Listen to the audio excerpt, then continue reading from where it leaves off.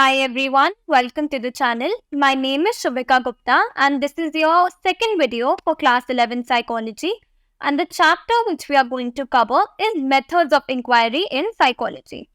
तो बेसिकली इस चैप्टर में बहुत फैक्ट्स है एंड ये स्टडी करता है कि रिसर्च मेथड कि कैसे हम साइकोलॉजी में रिसर्च करते हैं, इंफॉर्मेशन कलेक्ट करते हैं, डेटा को ऑर्गेनाइज करते हैं. तो बेसिकली बहुत ही साइंटिफिक एंड रिसर्च मेथड्स पे बेस्ड है ये chapter. So let's start with our first topic, goals of psychological inquiry. तो ये हम अच्छे से समझेंगे, ये एक important topic है. तो सबसे पहले description. So first goal of scientific inquiry is description. Description मतलब किसी चीज को describe करना, उसकी qualities या characteristics के बारे में बताना. So in a psychological study, we attempt to describe a behavior or a phenomena as accurately as possible. So to take an example, so I go to a classroom and I select a few students from all the major subjects of class 11th humanities. Suppose कि मैंने कुछ history के student select किए, कुछ psychology के select किए. अब उनके मैंने सब्जेक्ट्स में डिफ्रेंशिएशन किया, फिर उनकी स्टडी हैबिट्स, वो उनकी अटेंडेंस कैसी है क्लास में, ये सब डिस्क्राइब किया. तो ये एक तरह से मैं उनकी कैरेक्टरिस्टिक्स को एक्यूरेटली डिस्क्राइब कर रही हूँ ताकि मेरी रिसर्च के लिए मेरे पास इंफॉर्मेशन आ जाए. तो ये होती है description. So the description of a particular behaviour requires recording, accurate recording which helps in its proper understanding. Next is prediction. Prediction का मतलब हम सबको पता है, कुछ गेस करना कि हाँ ऐसा है तो ऐसा होगा. तो अब अपनी बिहेवियर को डिस्क्राइब कर लिया. If you are able to understand and describe the behaviour accurately, you come to know the relationship of a particular behavior with other types of behavior, events or phenomena. Now, if you describe the behavior accurately, that this child who has history in class 11 studies this subject with so much focus, with extreme dedication, तो हाँ इसके history में अच्छे marks आएंगे ही आएंगे. ये होती है मेरी प्रिडिक्शन, ऐसा है और ऐसा होगा. अब मैं यही स्टूडेंट्स का नंबर बढ़ा दूंगी ना, मैं 15 हिस्ट्री के स्टूडेंट्स की हैबिट्स डिस्कस करूंगी, तो मेरी प्रिडिक्शन और एक्यूरेट होती जाएगी कि हाँ इसको हिस्ट्री में इंटरेस्ट है, इस स्टूडेंट को हिस्ट्री में इंटरेस्ट नहीं है, इसको किसी और सब्जेक्ट में इंटरेस्ट है. तो ऐसे ऐसे मेरी प्रिडिक्शन स्ट्रांग होती जाएगी कि ये हिस्ट्री में अच्छा है, ये किसी और सब्जेक्ट में अच्छा है. तो प्रिडिक्शन बेसिकली रिलेशनशिप एस्टैब्लिश करने में, एक कॉज के और एक इवेंट के रिलेशनशिप को एस्टैब्लिश करने में बहुत यूज आता है. So prediction becomes more accurate with the increase in number of person observed. Step number 3, explanation. अब आपने डिस्क्राइब कर लिया एक बिहेवियर को, प्रिडिक्ट कर लिया कि हाँ ऐसी सिचुएशंस में ऐसा हो सकता है, फिर आप एक्सप्लेन करते हो कि ऐसा बिहेवियर क्यों है. So the third goal of psychological inquiry is to know the causal factors और the determinants of behaviour, that ऐसा बिहेवियर क्यों आकर होता है, why does a person perform that behaviour. तो आज कोई बच्चा पढ़ाई करता है तो हम ये एक्सप्लेन करते हैं कि वो आखिर क्यों पढ़ता है. मे बी उसे लाइफ में बहुत सक्सेसफुल होना है, या फिर वो सिर्फ अपने इंटरेस्ट के लिए पढ़ता है, मार्क्स से उससे कोई मतलब नहीं है. तो ये सारे हम लोग एक्सप्लेनेशन देते हैं, अलग अलग कॉजेस देते हैं किसी बिहेवियर की अकरेंस के लिए. So that was all for explanation that we need to remember. And control. Next is control. So if you are able to explain why a particular behaviour occurs, you can control that behavior by making changes in its antecedent conditions. आपको पता चल गया कि इस बच्चे को history में interest है, लेकिन तब भी कुछ ऐसी कमियां हैं इसके स्टडी पैटर्न में जो उसके मार्क्स इसकी मेहनत के अकॉर्डिंग नहीं आ रहे. तो आप जैसे वो पढ़ता है जिस टाइम, उसको कुछ चेंजेस सजेस्ट कर सकते हो. तो कैसे चेंजेस? तो कंट्रोल रेफर्स टू 3 थिंग्स, जैसे making a particular behaviour happen, reducing that particular behaviour और एनहांसिंग इट. तो ऐसे सिचुएशंस के अकॉर्डिंग हम हर बिहेवियर के कॉजेस को कंट्रोल करते हैं.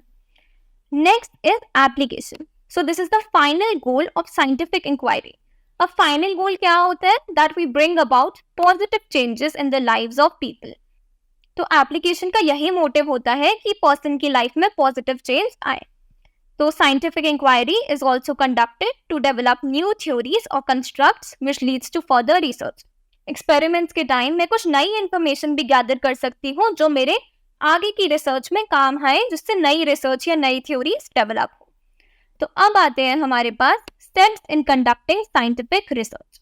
अब इसमें 2 बातें हमें याद रखनी है, 2 वर्ड्स के मीनिंग्स. पहला वर्ड ऑब्जेक्टिविटी, दूसरा वर्ड सिस्टमैटिक. ऑब्जेक्टिविटी क्या होता है? Objectivity refers to the fact that if two or more persons independently study a particular event, both of them to a great extent should arrive at the same conclusion.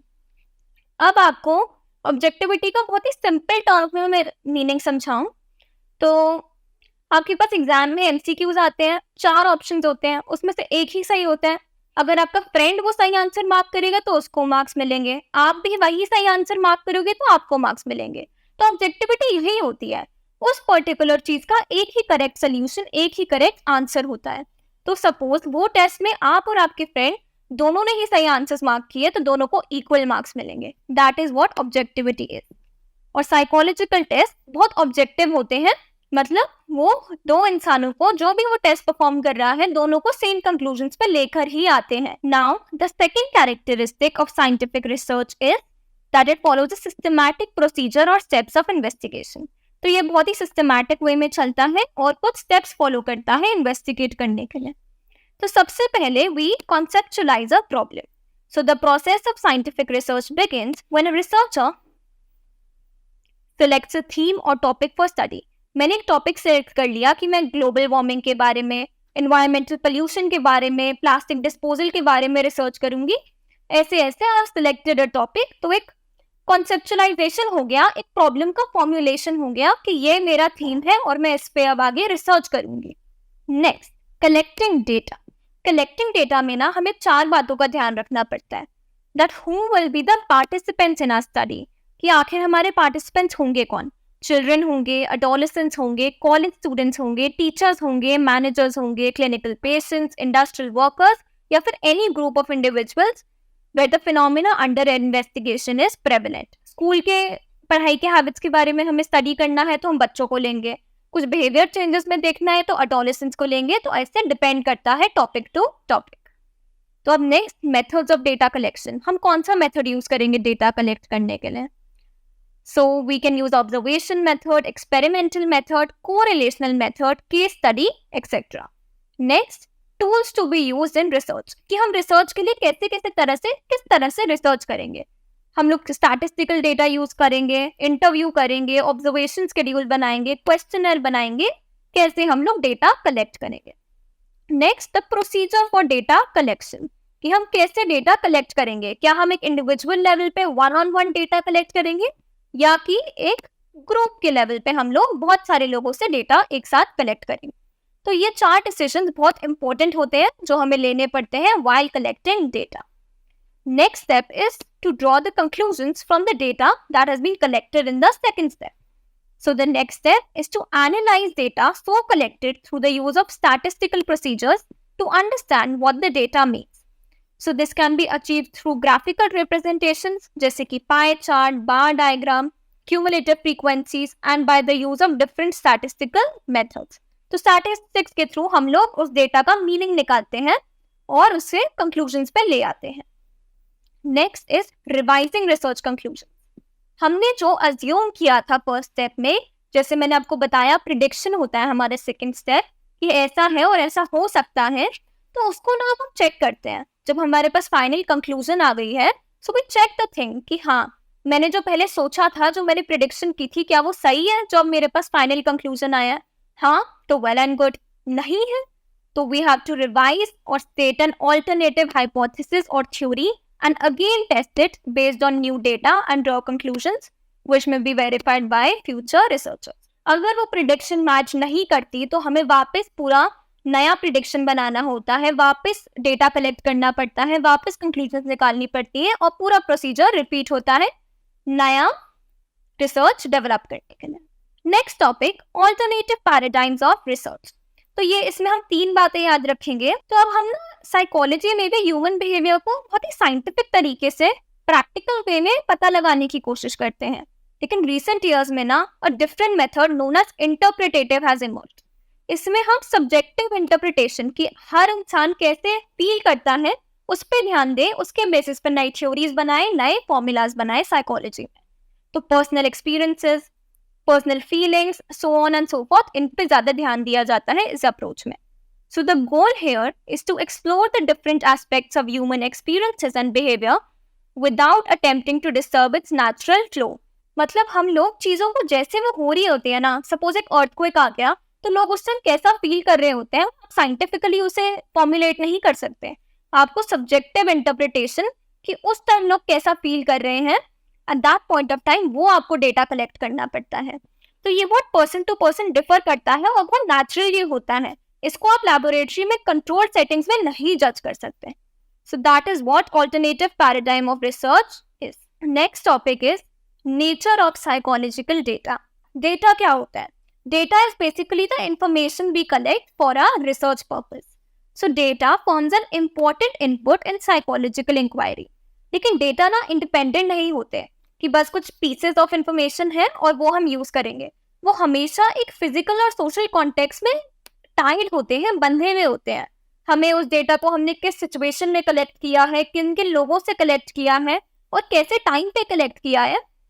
जब कोई sad time पे collect किया है या कोई normal circumstances में collect किया है, तो ये सब डेटा कलेक्टेड पे अपना इन्फ्लुएंस डालता है। जो भी हमने डेटा कलेक्ट किया है वो इन सब चीजों से बंधा हुआ होता है, जुड़ा हुआ होता है। The persons involved and the time when the behavior occurs, all of these factors influence the data we have collected. So we have 4 types of data that we usually use in psychological testing. Number 1, demographic information, मतलब personal information, जैसे कि name, age, gender, birth order, number of siblings, etc. Physical information, मतलब ecological conditions आ जाती हैं इस category में कि कितने रूम्स का घर है, हिली एरियाज है, प्लेन है, स्कूल कौन सा है। ऐसी फिजिकल कंडीशंस हम लोग फिजिकल इंफॉर्मेशन में कलेक्ट करते हैं। Physiological data, height, weight, heart rate, level of fatigue, galvanic skin resistance, electrical activity of the brain measured by electroencephalogram, blood oxygen levels, reaction time, duration of sleep, blood pressure, pattern of breathing, amount of salivation, running and jumping rates, ये सब हम collect करते हैं physiological data में। Psychological information भी हम collect करते हैं जो रिलेट करती है इंटेलिजेंस से, पर्सनालिटी से, इंटरेस्ट से, वैल्यूज से, क्रिएटिविटी से, इमोशन से, मोटिवेशन से, psychological disorders, illusions, delusions, hallucinations, perceptual judgment, thought processes, consciousness, subjective experiences et cetera. तो ये होता है हमारा nature of psychological data. Now move on with the important methods in psychology and the first method we have is observation method. इसमें हम ना observation में 2-3 step समझेंगे जो हमारे इंपॉर्टेंट है और ऑब्जर्वेशन का प्रोसेस इन्हीं स्टेप्स के थ्रू अकर करता है। तो सबसे पहले आता है सिलेक्शन। अब हम जो भी देखते हैं ना, सब कुछ ऑब्जर्व नहीं कर लेते अपने टॉपिक के बारे में, कुछ सर्टेन बिहेवियर सेलेक्ट करते हैं। जैसे मेरे को आज बच्चों की स्टडी हैबिट्स के बारे में देखना है, तो मैं ये इस चीज पे ज्यादा फोकस रखूंगी कि वो कितने घंटे पढ़ते हैं। वो मैंने बिहेवियर सेलेक्ट कर लिया अपनी ऑब्जर्वेशन के लिए। तो psychologist do not observe all the behaviour that they encounter, rather they select a particular behaviour for observation. Next, recording. अब मैंने सिलेक्ट कर लिया, अब मैं उस बिहेवियर के बारे में रिकॉर्ड करूंगी, कुछ डेटा गैदर करूंगी रिकॉर्ड करके। So while observing, a researcher records the selected behavior using different means, such as marking tallies for the already identified behavior. अपने स्कूल में भी ऐसे tally marks किया होगा, ये ऐसे 1, 2, 3, 4 लाइन्स होती है और 5 ऐसे मार्क होता है। तो ये होते हैं tally marks डेटा कलेक्ट करने के लिए। Marking tallies for the already identified behavior whenever they occur, taking notes describing each activity in greater detail, or using shorthand or symbols, photographs, video recording, etc.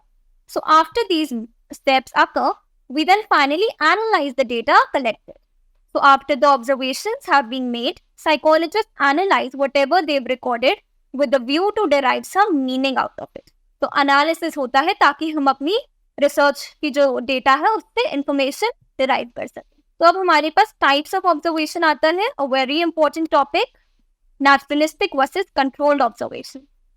तो observation जब natural setting में, real life settings में होती है, for example it was a school in which the observation was being made, the example I just give you, that is called naturalistic observation.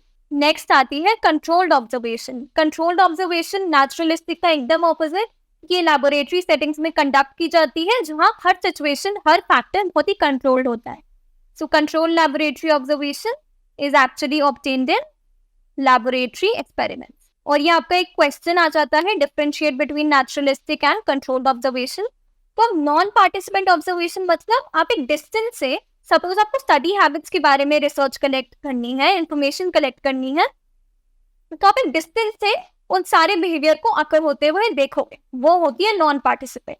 Participant मतलब आप उस group का part बन जाओगे उस बिहेवियर को ऑब्जर्व करने के लिए। आप उस ग्रुप में एज अ टीचर ज्वाइन कर लोगे या साइड में बैठ के बस बिहेवियर को नोट करते रहोगे या बच्चों के ग्रुप का पार्ट बन जाओगे।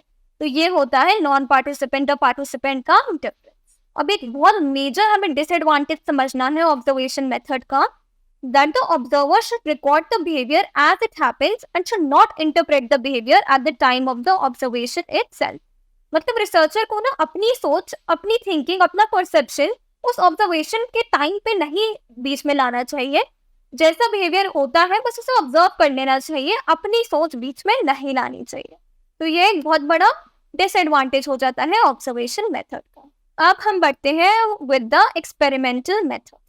Now, experiments are generally conducted to establish a cause-effect relationship between two sets of events or variables in a controlled setting। तो experiments ना basically दो situations, दो phenomena के बीच में relationship establish करने के लिए किए जाते हैं। एक cause-effect relationship कि ऐसा है और ऐसा होगा, ये होता है cause-effect relationship in a controlled setting। बहुत ही controlled setting में, एक laboratory setting में ये experiments perform किए जाते हैं। तो इन द एक्सपेरिमेंट कॉज क्या होता है? इवेंट बीइंग चेंज्ड और manipulated. Effect is the behaviour that changes because of manipulation.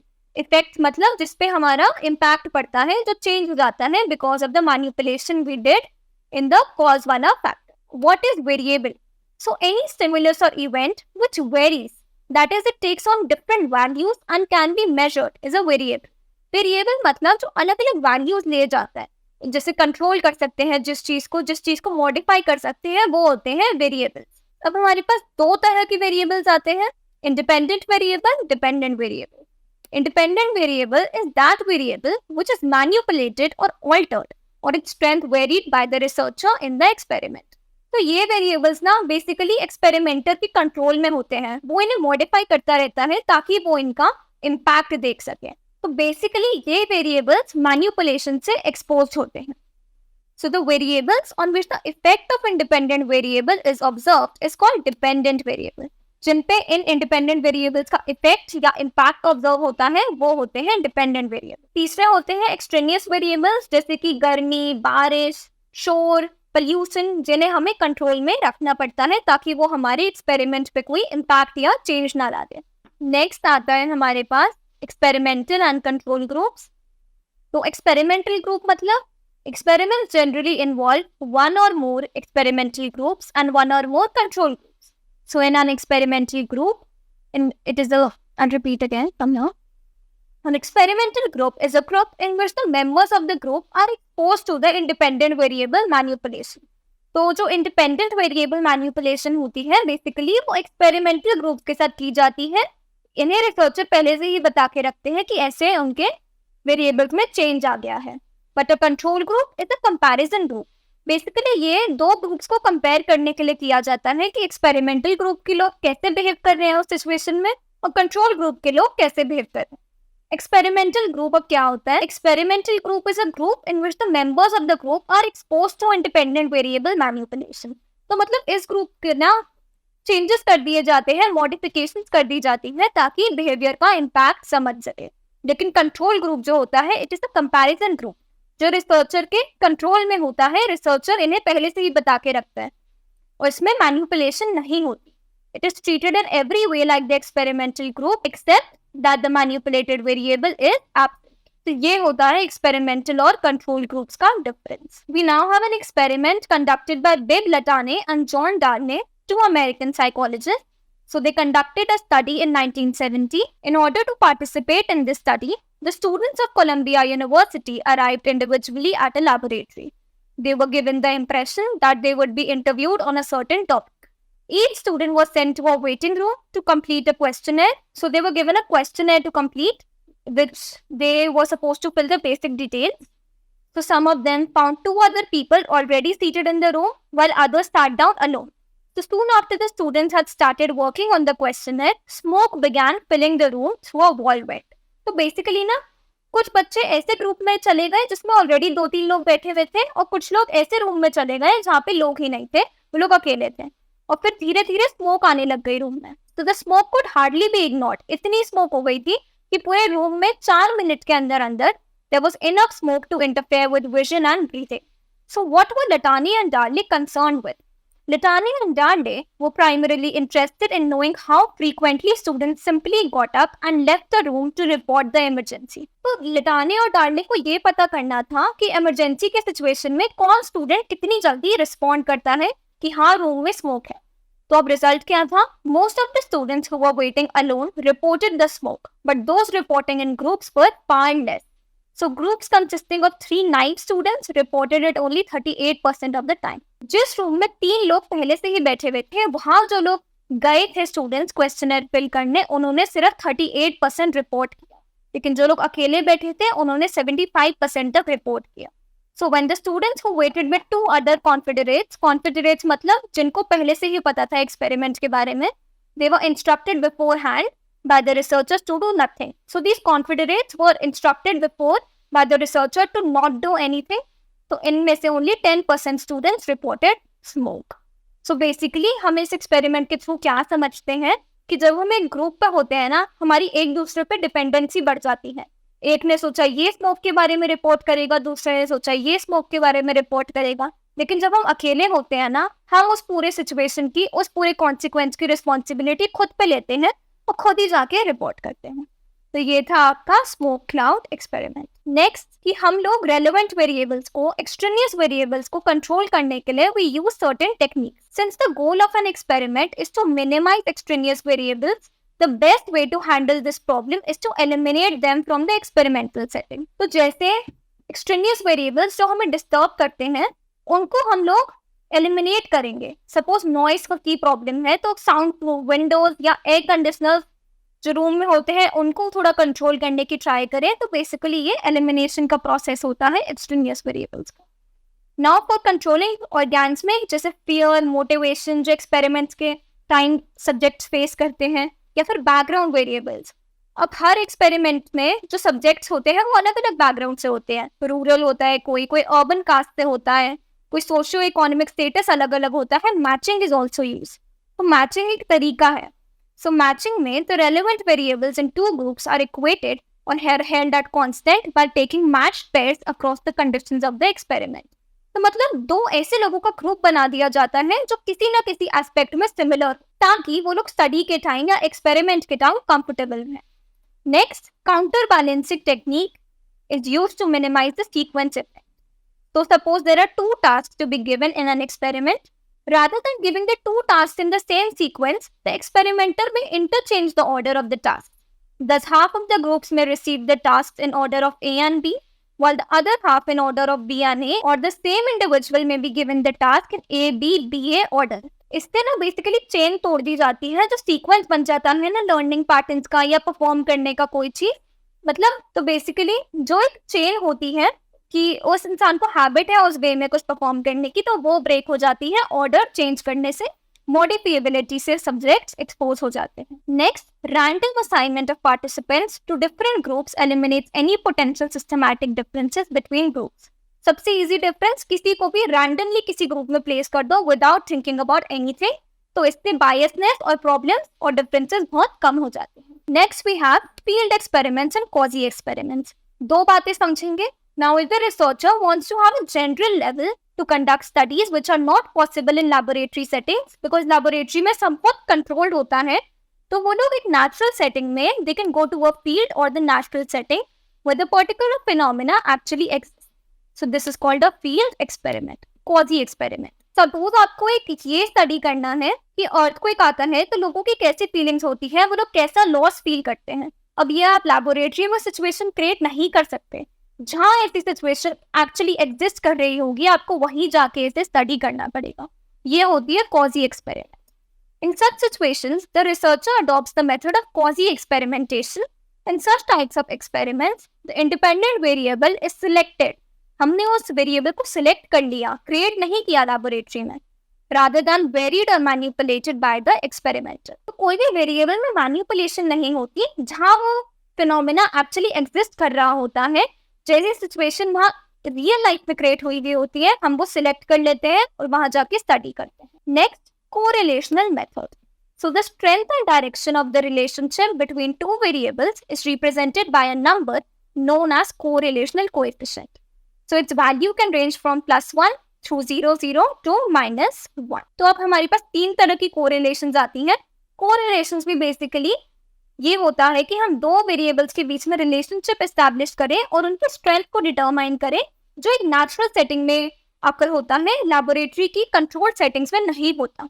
और सेकंड नंबर पे इनमें कोई मैनिपुलेशन नहीं इन्वॉल्व होती कोरिलेशनल मेथड्स में. तो एक पॉजिटिव कोरिलेशन होती है which indicates that as the value of one variable increases, the value of the other variable will also increase.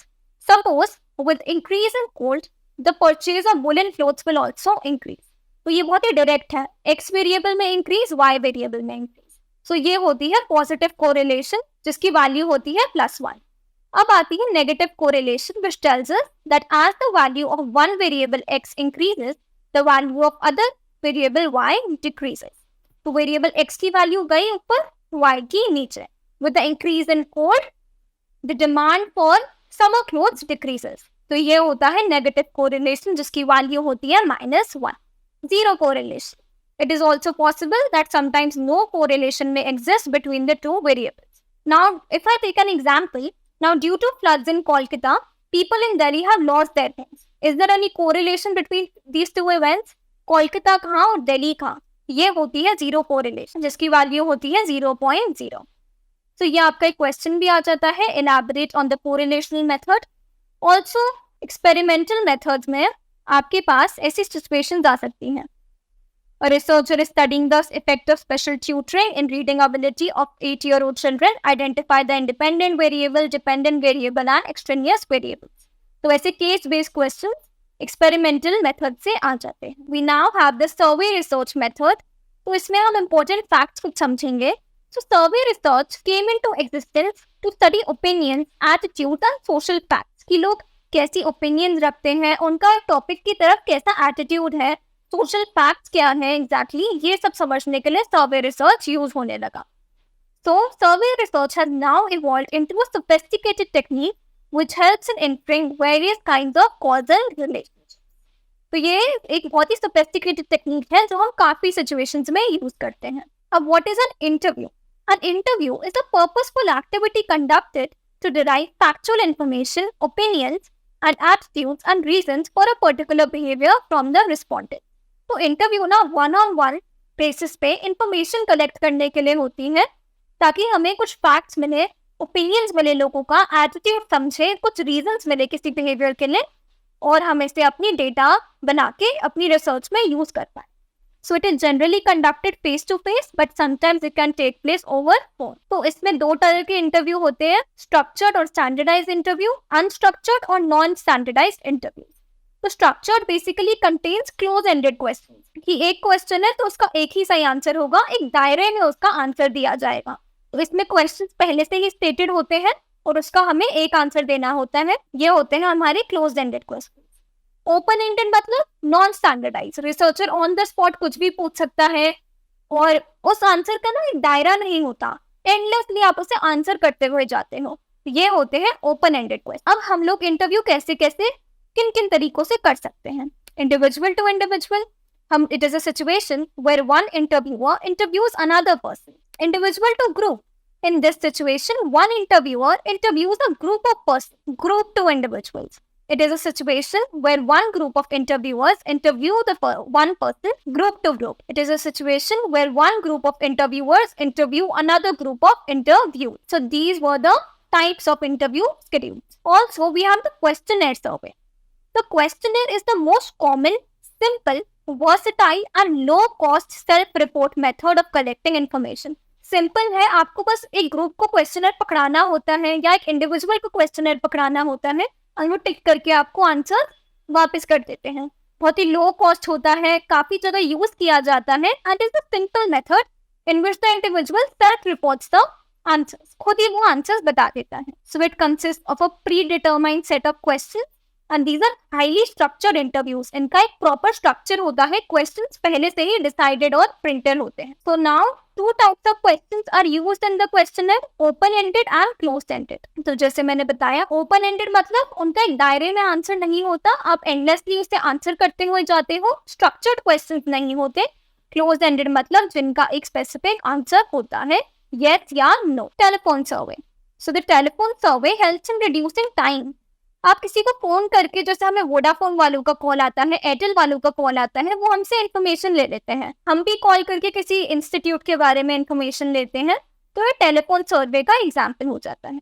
तो इससे हमारा टाइम बचता है आने जाने का. लेकिन since the respondents do not know the interviewer, the technique is fraught with uncooperativeness, reluctance and superficial answers by the respondent. सामने वाला क्या पता कॉपरेट करे ना करे, झूठ बोल दे या फिर फोन ही ना उठाए या हेजिटेट करे इन्फॉर्मेशन देने में. तो ये टेलीफोन सर्वे की एक प्रॉब्लम है, जिसकी वजह से we get very biased kinds of result. अब सर्वे मेथड के कुछ एडवांटेजेस और कुछ डिसएडवांटेजेस होते हैं. First, information can be gathered quickly and efficiently from thousands of persons. Second, since surveys can be conducted quickly, public opinions on new issues can be obtained almost as soon as the issues arise. So this is a very quick and efficient method.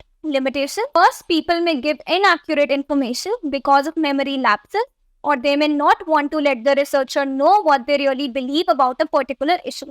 क्या पता उन्हें कुछ information याद नहीं है, उनके memory में problem हो, या फिर वो लोग कुछ ऐसी बातें ना बताना चाहे रिसर्चर को, झूठ बोलते हैं इन अ सेंस. तो ये एक प्रॉब्लम हो जाती है. Second, people sometimes offer responses they think the researcher wants to hear. वो कभी कभार ऐसे responses दे देते हैं जो उन्हें लगता है कि रिसर्चर सुनना चाहता है, तो वो गलत एक प्रॉब्लम हो जाती है. Next is psychological test. तो साइकोलॉजिकल टेस्ट एक्चुअली कैसा होता है? इट इज अ स्टैंडर्डाइज, बहुत ही स्ट्रक्चर्ड वे में बनाया है और एक ऑब्जेक्टिव इंस्ट्रूमेंट है which is used to assess an individual standing in relation to others on some mental or behavior characteristics. Suppose मैं एक पर्सनालिटी टेस्ट करूं, बहुत सारे सब्जेक्ट्स हो मेरे पास, तो मैं एक साइकोलॉजिकल टेस्ट जो है उससे ये गेस करने की ट्राई करूंगी कि इस पर्सन की पोजीशन इस पूरे ग्रुप में कौन से रैंक पर है, ये कहाँ स्टैंड करता है as compare to other people whose personalities भी. अब इसमें दो चीजें आती हैं, ऑब्जेक्टिविटी और स्टैंडर्डाइजेशन. अब ऑब्जेक्टिविटी मैंने पहले ही बताया, it refers to the fact that if two or more researchers administer a psychological test on the same group of people, both of them would come up with more or less the same values for each person in the group. मतलब बहुत ही reliable होता है, valid होता है, हर चीज का एक ही answer होता है एक ऑब्जेक्टिव टेस्ट में. So we have three very important features of a standardized test, जिसपे हमारा क्वेश्चन भी आ जाता है, which is reliability, validity and norms. So reliability क्या होती है? Reliability of the test refers to the consistency of scores obtained by an individual on the same test on two different occasions. Suppose on the 22nd of October 2022, I gave you a test, जिसमें आपने suppose 39 out of 40 score किया. 3 महीने बाद यानी कि जनवरी में मैंने आपको सेम टेस्ट दे दिया जिसमें आपने 39 और 40 फिर से स्कोर किया. ये होती है एक टेस्ट की टेम्पोरल स्टेबिलिटी, कि ओवर द टाइम आपको वो चीज याद है, मतलब वो स्कोर रिलायबल है. सो यही मैंने बताया, एक टेस्ट रीटेस्ट रिलायबिलिटी होती है जो हम टाइम के स्पैन पे देखते हैं कि टेम्पोरली उसकी स्टेबिलिटी कितनी है. आपको एक टाइम गैप के बाद भी वो स्कोर आपका सेम ही आता है. ये होती है उस टेस्ट की reliability. Next is split half reliability. It gives an indication about the degree of internal consistency of the test. तो आप टेस्ट को दो पार्ट्स में डिवाइड कर दोगे और दो अलग अलग पार्ट्स को आप आंसर करोगे जो सेम क्वेश्चंस कंटेन करते होंगे, सेम काइंड ऑफ क्वेश्चन, तो दोनों में आपके स्कोर सेम ही आएगा. तो ये होती है स्प्लिट हाफ रिलायबिलिटी, जिसमें हम दो पार्ट्स को डिवाइड कर देते हैं. Validity. Validity refers to the question, does the test measure what it claims to measure. क्या टेस्ट वो मेजर करता है जो जिस चीज के लिए वो टेस्ट बनाया गया है. कोई मैथ्स का टेस्ट अगर मेरी मैथमेटिकल कैपेबिलिटीज को टेस्ट करेगा, ये तो नहीं है कि कहीं वो मेरी लैंग्वेज स्किल्स को टेस्ट कर रहा है, उसमें ऐसे क्वेश्चंस डाल दिए जिनकी लैंग्वेज मुझे समझ ही नहीं आ रही, तो वो टेस्ट इनवैलिड हो जाएगा. वैलिड टेस्ट होता है कि मैथ्स का टेस्ट है तो वो मेरी मैथमेटिकल कैपेबिलिटीज को ही टेस्ट करे. That is what validity is. तो नॉर्म्स बेसिकली क्या होते हैं? इट इज द नॉर्मल और average performance of the group. कुछ स्टैंडर्ड सेट किए जाते हैं, कुछ रूल्स बनाए जाते हैं और फिर उस इंडिविजुअल को उस रूल्स के दायरे में प्लेस किया जाता है और देखा जाता है कि इसकी पोजीशन इस ग्रुप में कहाँ है और किस रैंक पे है। ये होते हैं हमारे norms. Now we have certain types of test. सबसे पहले we have a test distinction depending upon language. तो लैंग्वेज के बेसिस पे test can be verbal, non verbal and performance. Verbal test मतलब जिनमें लैंग्वेज का यूज हो।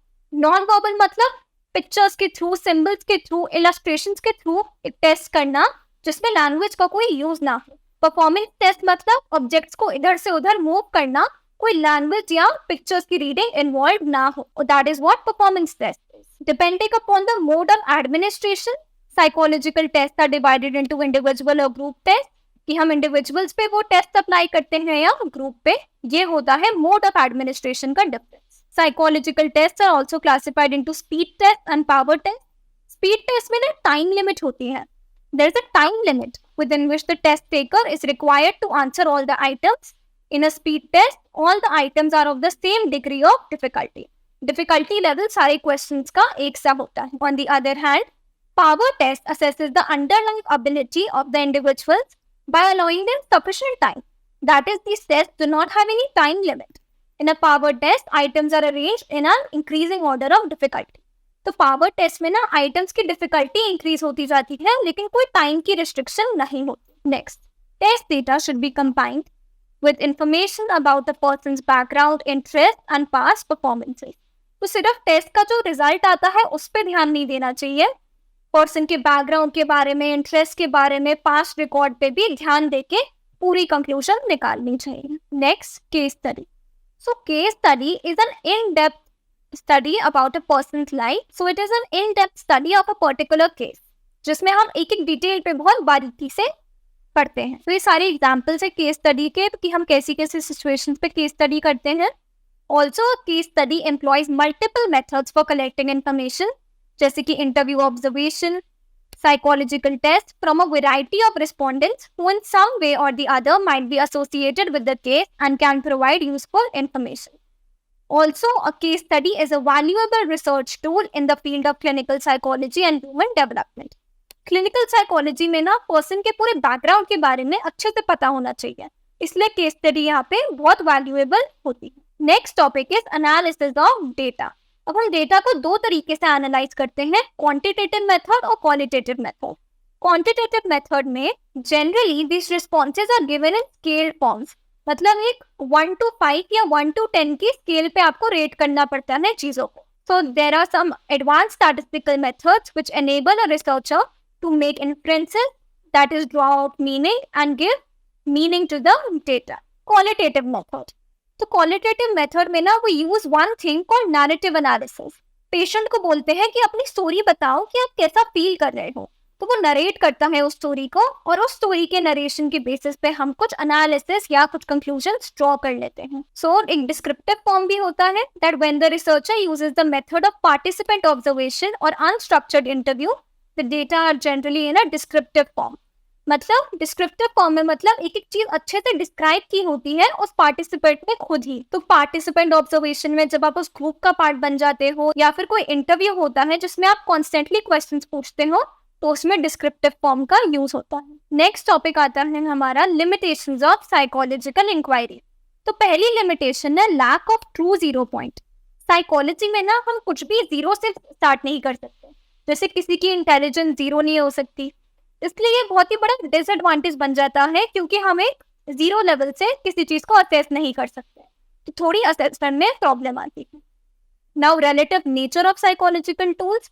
अब कुछ टेस्ट ना ऐसे होते हैं जो अमेरिका में तो चल जाएंगे, लेकिन इंडिया के हिसाब से वो कल्चरली फिट नहीं होते, इसलिए ये जो साइकोलॉजिकल टूल्स का डिफरेंस होता है ना, ये हमें एक लिमिटेशन बना देता है। Number 3, subjective interpretation of qualitative data. अब हम क्वालिटेटिव डेटा जब कलेक्ट करते हैं ना, तो हर इंसान उसे अपने तरीके से समझता है, उसका मीनिंग निकालता है, तो ये पर्सन टू पर्सन वेरी कर जाता है मीनिंग निकालने का प्रोसेस, इसलिए हमारे रिसर्च के प्रोसेस पे ये इंटरफेयर करता है, गलत इम्पैक्ट डाल देता है। So these were the limitations of psychological inquiry. अब कुछ एथिकल इश्यूज होते हैं जो हर साइकोलॉजिस्ट को फॉलो करने पड़ते हैं। सबसे पहले वॉलंटरी पार्टिसिपेशन। वॉलंटरी पार्टिसिपेशन मतलब कि उस पर्सन की, उस सब्जेक्ट की मर्जी होनी चाहिए, आप उसे फोर्स नहीं कर सकते एक्सपेरिमेंट का पार्ट बनने के लिए, उसकी चॉइस होगी कि उसे पार्टिसिपेट करना है एक्सपेरिमेंट में या नहीं करना। Informed consent, so informed consent में the participant should know that what will happen to them during the study. तो लाइक आप उन्हें इलेक्ट्रिक शॉक देने वाले हो, ये सब उन्हें पता होना चाहिए ताकि वो अपना कंसेंट दे सके कि उन्हें पार्टिसिपेट करना है या नहीं करना। Next, be prepared. जब स्टडी ओवर हो जाती है ना, पार्टिसिपेंट को हमें ये इंश्योर करना चाहिए कि वो लैबोरेटरी से काम मेंटल स्टेट में निकले, वो परेशान ना हो। अगर हमने स्टडी के दौरान झूठ बोला है या किसी तरह का शॉक दिया है तो उसको एक काम मेंटल स्टेट में, एक स्टेबल स्टेट में लैब से बाहर भेजना चाहिए। The participant should not be anxious. Next, now once the study is over and we've drawn out certain conclusions, it is the participants right to know the results of the study. क्या पता वो भी आपको कुछ suggestions दे दे जिसके बाद आपके experiment में या आपकी रिसर्च में इंप्रूवमेंट आ जाए। सो that is your fourth step. Fifth, confidentiality of the data source. Study के टाइम पार्टिसिपेंट ने जो भी आपको उसकी पर्सनल इंफॉर्मेशन दी है या कुछ फीलिंग्स बताई हैं, तो वो आपको अपने पास रखनी पड़ती है। उस किसी को भी आप उस इंफॉर्मेशन को पास ऑन नहीं कर सकते। That data has to be confidential. So that was all for this chapter. I hope you've understood the concepts well. Thank you so much.